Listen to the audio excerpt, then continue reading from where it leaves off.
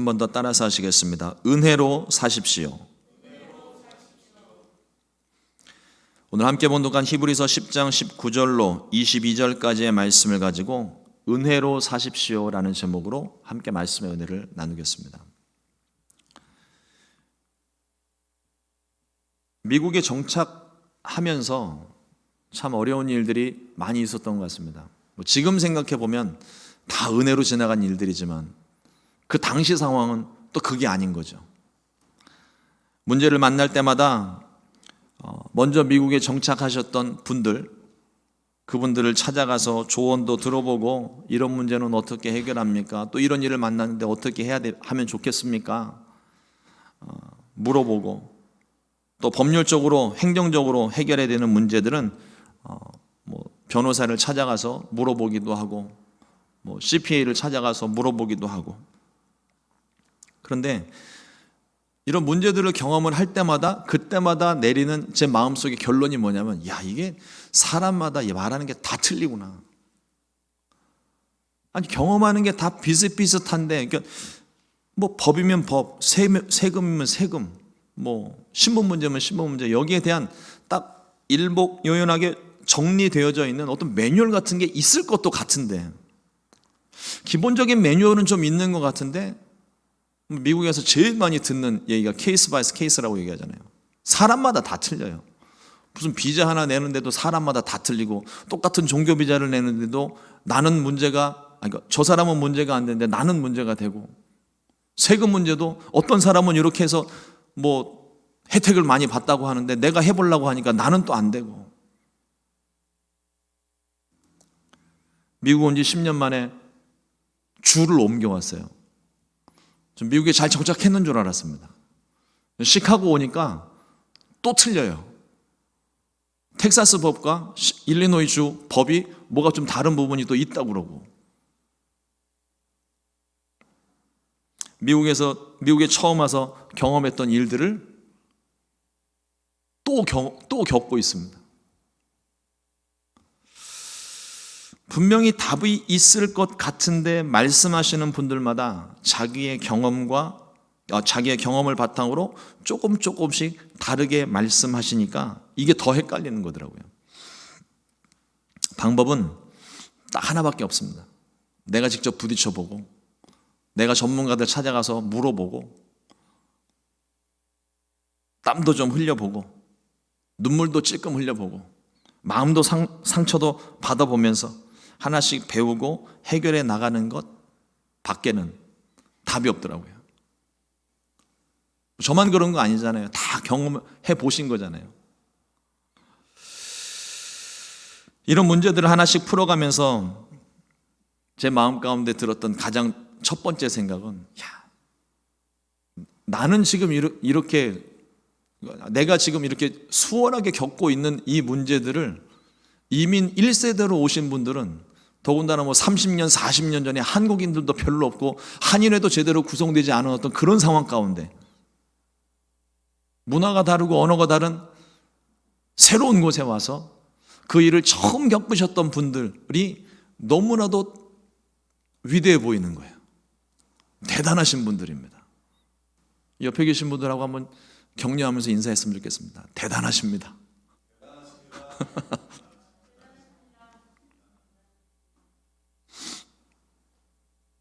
그런 일들을 하나씩 겪을 때마다 먼저 오셔서 정착하신 분들이 존경스럽고 위대해 보이고 대단해 보이고 그렇습니다.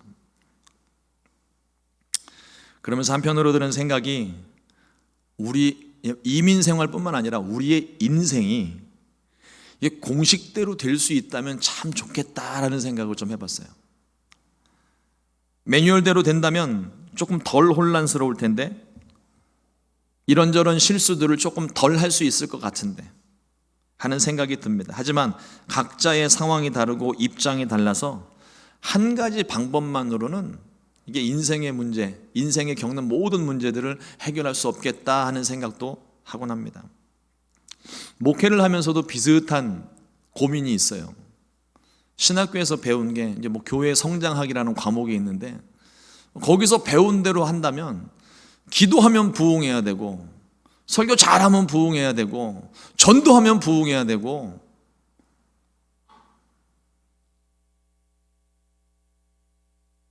또 뭐 여러 가지 많은 뭐 구역 조직을 잘 짜면 부흥해야 되고, 뭐 그냥 부흥하는 여러 가지 많은 방법들을 배웠거든요. 이론과 실제는 다르더라고요. 배운 대로 안 돼요. 아주 안 되는 건 아니지만 조금 특별한 경우들이 있는데, 이 특별한 경우들이 좀 많은 게 그게 문제겠죠. 우리의 삶은 이론이 아닙니다. 신앙생활도 이론이 아닙니다. 실제입니다. 복음도 마찬가지입니다.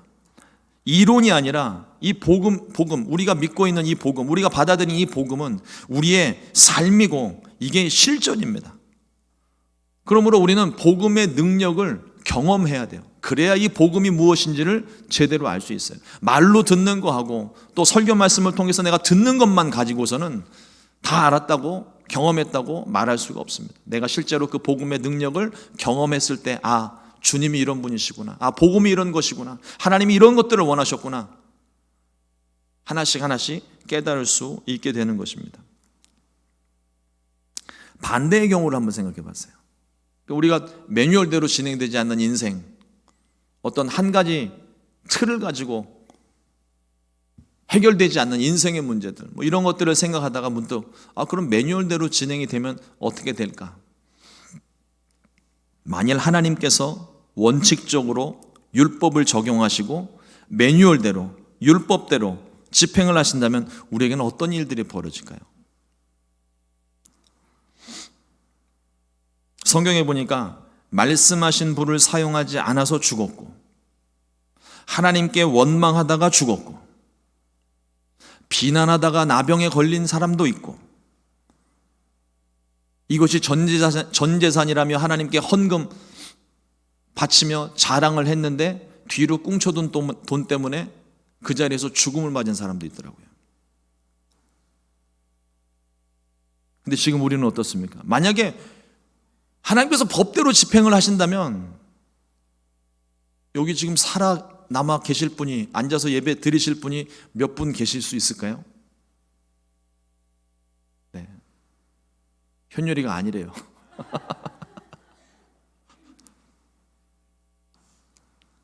지금은 예배 시간에 늦어도 상관없고 졸아도 상관없고 미워하는 마음이 있어도 괜찮은 것 같고 죄를 가지고 예배를 드리고 있어도 크게 문제되지 않는 은혜의 시대를 살고 있습니다. 하나님이 매뉴얼대로 행하시지를 않습니다. 그저 깨달을 때까지 오래 참고 기다리고 계셔요. 이게 얼마나 큰 은혜일까요?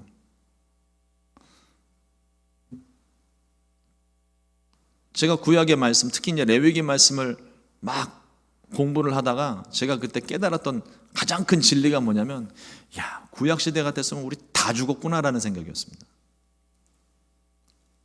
예수님의 십자가 때문에, 오늘 말씀에도 보면 예수의 피를 힘입어 성소에 들어갈 담력을 얻었나니, 보혈의 공로 때문에, 십자가의 은혜 때문에 우리가 지금 이렇게 예배할 수 있는 거예요. 그것이 아니었다면 우리는 여기서 예배할 수도 없고, 우리 구약시대의 제사들을 한번 보세요. 하나님 계신 지성소 안에는요, 대제사장만 들어갈 수 있고, 그것도 대제사장도 1년에 딱 한 번만 들어갈 수 있어요. 전설처럼 전해져 내려오는 얘기에 의하면 그 대제사장조차도 제대로 깨끗하게 성결하게 하지 못하고 들어갔다가는 목숨을 잃어버리는 일들이 발생했다고 하고, 근데 우리는 지금 하나님 계신 성전에 이렇게 들어와서 예배 드리는데 아무 문제 없고, 얼마나 큰 은혜입니까? 그렇습니다. 우리의 삶은 공식대로 되지 않는 게 은혜입니다.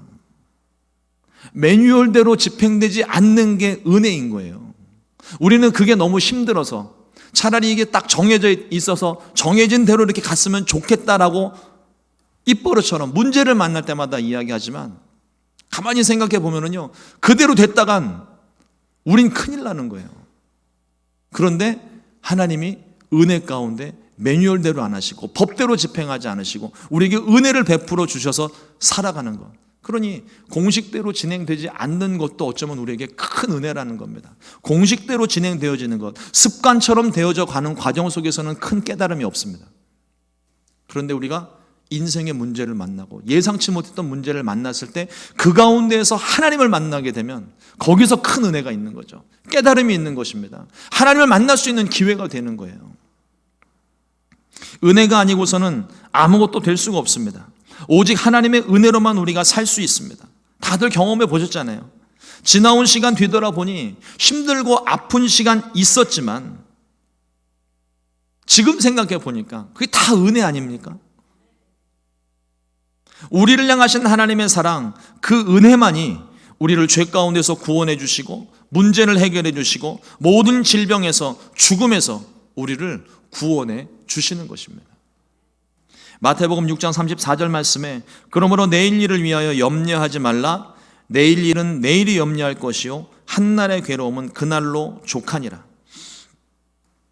아직 일어나지도 않은 일들로 먼저 걱정하지 말고 오늘 내게 주신 은혜의 시간, 하나님을 바라보고 최선을 다하라는 말씀입니다.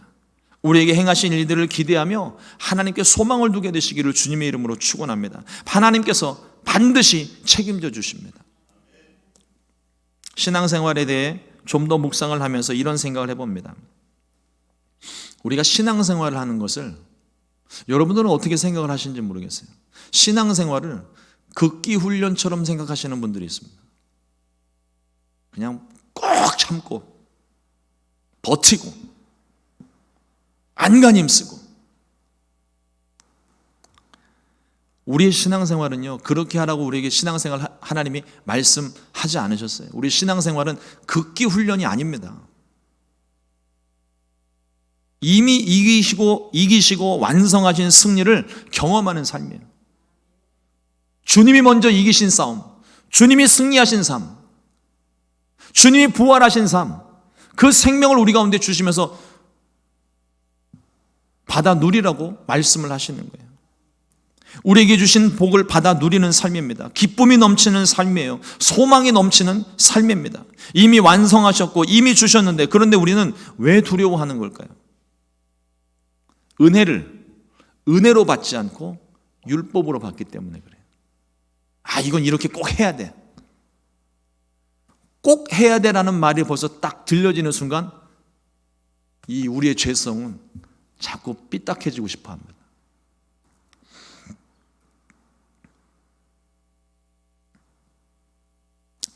다이어트를 생각하시는 분들이 많이 계신 것 같아요. 여성분들은 미용을 위해서도 그렇고 또 건강을 위해서도 다이어트는 필요한 것 같습니다.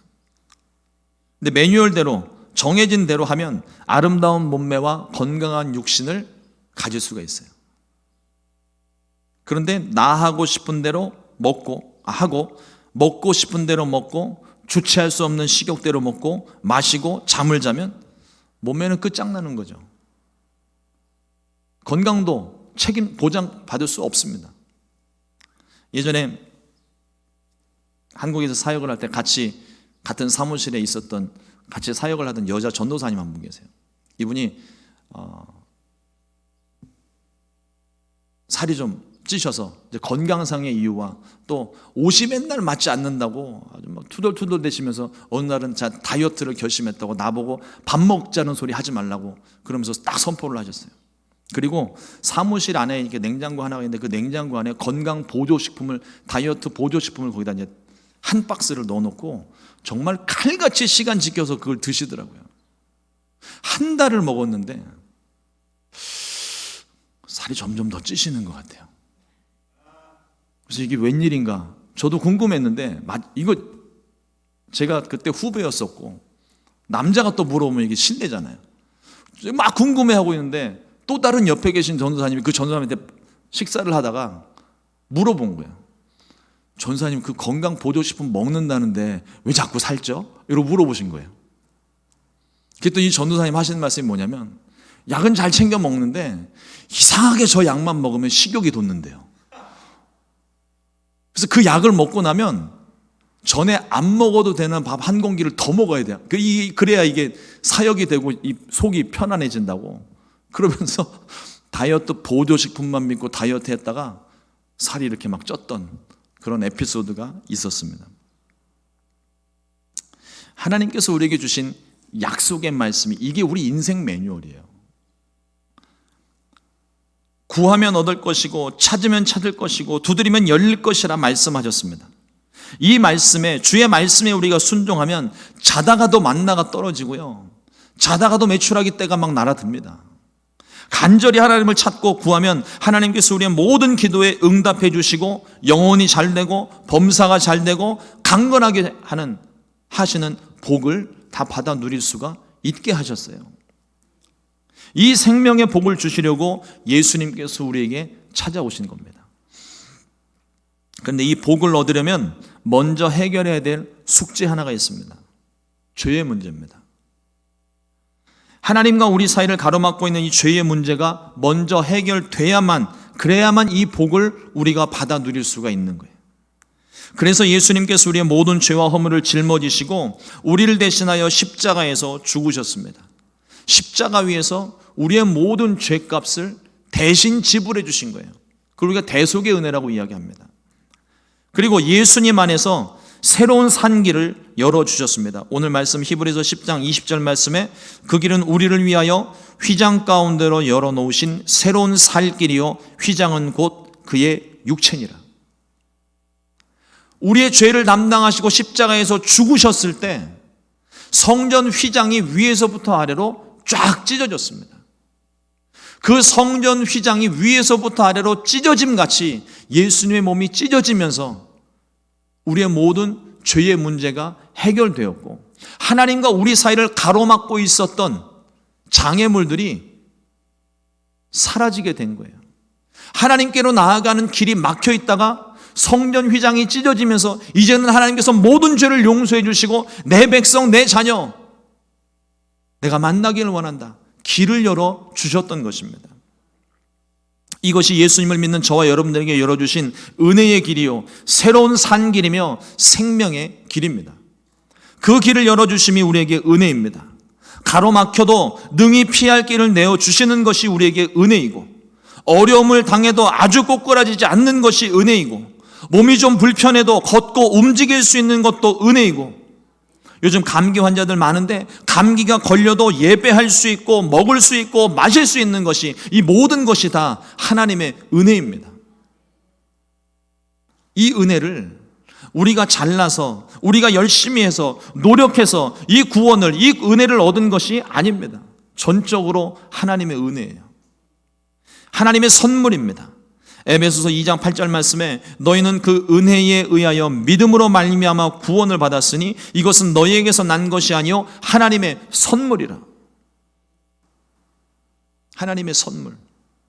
우리가 다른 사람에게 생일날이 되고, 이제 뭐 이번 주 말인가요? 토요일날 발렌타인데이잖아요. 그럼 이제 뭐 젊은 남녀들, 뭐 지금까지도 알콩달콩 사랑하시는 부부들 사이에 이렇게 사랑하는 사람에게 초콜릿을 주고 사랑을 고백하고 마음을 표현하는 그런 선물을 주게 됩니다. 그런데 내가 이 선물을 그 상대방에게 줬어요. 그 사람이 받았어요. 근데 받은 선물을 먹지 않고 까보지 않고 어느 서랍장 위에 그냥 올려놓고 그냥 내버려 둔다면 받기는 받았는데 그게 그 사람의 것이 아닌 거예요. 내가 선물을 받았습니다. 선물을 받았으면 그 자리에서 포장을 끌어보고 그것을 내가 착용을 해보고 그것을 내가 먹어보고 입어보고 사용을 해봐야 비로소 그게 내 것이 되는 거예요. 받았다고 다 선물이 아닙니다. 우리 인생 가운데 이 하나님의 선물을 다 주셨어요. 모든 사람에게 주셨어요. 생명의 길로 나아올 수 있는 하나님의 은혜의 선물을 다 주셨습니다. 그러나 믿고 나아오는 사람들에게만 그 선물이 진짜 선물이 되는 거예요. 비로소 그것이 내 것이 되는 것입니다. 우리에게 값없이 주신 선물입니다. 값없이 주셨다고 값싼 은혜가 아닙니다.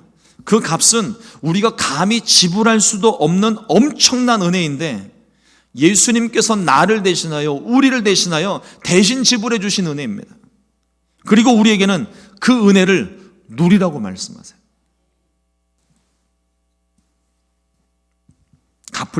무엇으로도 갚을 수 없는 은혜의 빚을 우리가 다 얻었습니다. 우리가 갚을 수 없다면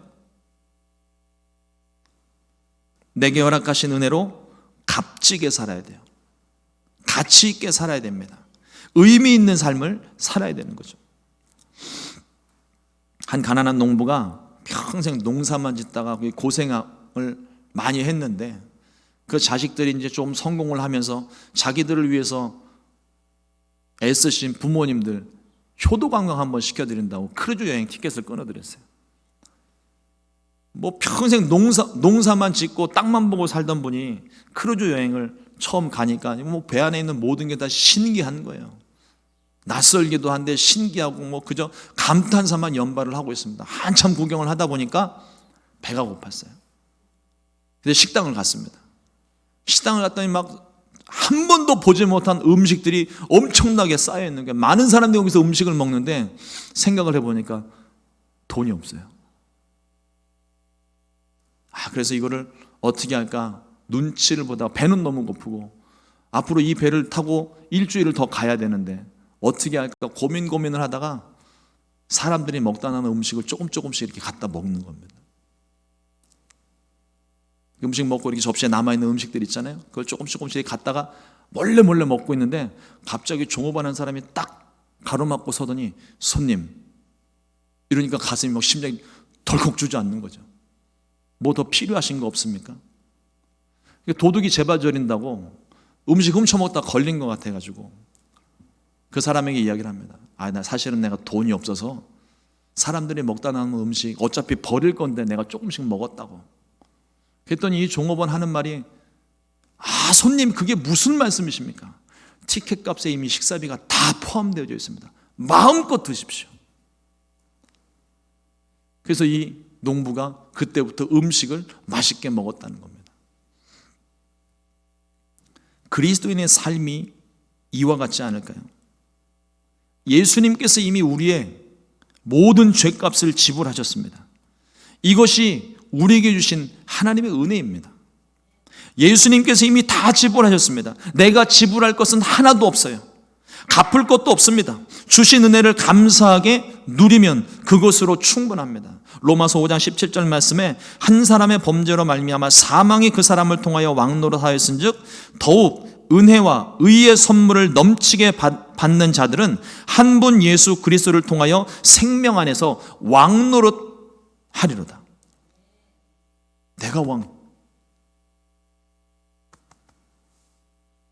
내가 왕은 아니죠. 내 삶의 주인은 주님이신데 내 안에 예수님을 모시고 왕 같은 제사장처럼 왕의 자녀로 하나님의 자녀로 세상 가운데 담대하게 살 수 있게 해주셨다는 것입니다. 그러므로 은혜 안에서 여러분들 담대하시기를 주님의 이름으로 축원합니다.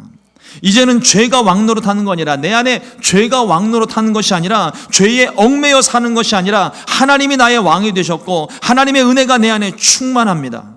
받은 은혜를 누리며 값지게 가치 있게 의미 있게 살게 되시기를 주님의 이름으로 축원을 드립니다. 사랑하는 성도 여러분, 은혜로 산다는 것은 예수 그리스도의 보혈의 공로로 말미암아 아무 자격도 없고 공로도 없던 우리가 인생의 의미를 깨닫고 의미 있는 삶을 살고 가치 있는 삶을 살고 값진 인생을 살아가는 것을 말합니다. 그러므로 죄에서 자유해야만 합니다. 율법에 얽매이면 안 됩니다. 그리고 주님께서 여신 새로운 길, 은혜의 길로 나아가야 할 줄로 믿습니다. 히브리서 4장 16절 말씀에 그러므로 우리는 긍휼하심을 받고 때를 따라 돕는 은혜를 얻기 위하여 은혜의 보좌 앞에 담대히 나아갈 것이니라. 우리가 이 자리에 설 수 있는 것이 다 보혈의 공로로 말미암아 서는 것입니다. 세상에 믿지 않는 사람들 중에 복음을 전하다 보면 그런 사람들이 있어요. 내가 지은 죄가 많아서 난 교회 못 가요. 여러분, 그런 분들은요, 무슨 방법을 써서라도 그분들은 교회로 데리고 오셔야 됩니다. 죄가 많아서 교회를 못 오는 게 아니라 그분이야말로 정말 교회에 오셔야 되는 분이에요. 이 죄의 문제는 주님 아니면 해결이 안 됩니다. 세상에서 해결할 수 있는 게 아니에요. 그런 분들이 있으면요, 꼭 교회로 인도하셔서 그분이 가지고 있는 그 죄의 문제, 그 죄의 짐을 여러분들이 벗겨주게 되시기를 간절히 부탁을 드립니다. 우리는 하나님의 은혜 아래 있는 자들입니다. 그 은혜 가운데에서 믿음을 가지고 담대히 행하면 하나님은 태양을 멈추어 주시고 달을 묶어 주시며 바다를 갈라 주시고 피할 길을 열어 주시고 우리의 모든 상황과 문제 가운데 하나님이 직접 해결하시고 우리의 모든 필요를 채워 주시는 것입니다. 온전한 믿음으로 순수한 마음으로 은혜를 받아들이면 그 은혜가 내 것이 됩니다. 내게 주신 은혜입니다. 우리 모두에게 주신 축복입니다. 이러므로 믿음으로 은혜를 받아 자유하게 되시기를 주님의 이름으로 축원합니다. 오직 하나님의 은혜로만 살게 되시기를 주님의 이름으로 축원합니다. 기도하겠습니다.